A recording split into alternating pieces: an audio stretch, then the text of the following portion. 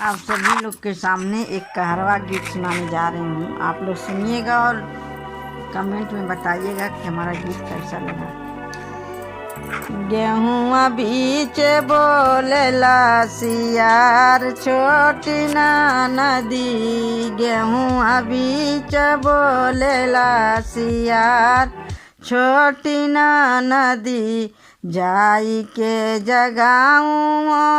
अपने ससुर के, जाई के जगाऊँ अपने ससुर के, ससुइया जे बैठया कवार छोटी ना नदी,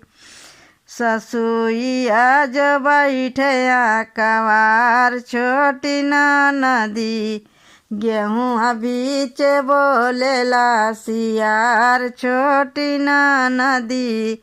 गेहूँ बीच बोलेला सियार छोटी ना नदी, जाई के जगाऊँ मैं अपने भसुर के, जाई के जगाऊँ मैं अपने जेठ के,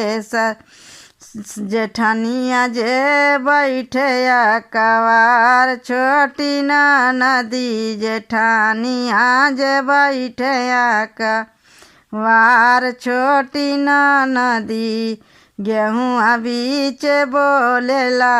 सियार छोटी ना नदी, गेहूँ बीच बोलेला सियार छोटी ना नदी, जाई के जगाई मैं अपने देवर के, जाई के जगाऊँ मैं अपने देवर के, देवरानी जे बैठया कवार छोटी ना नदी, देवरानी जे बैठया कवार छोटी ना नदी,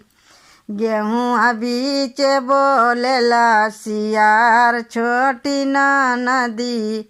गेहूँ बीच बोलेला सियार छोटी ना नदी।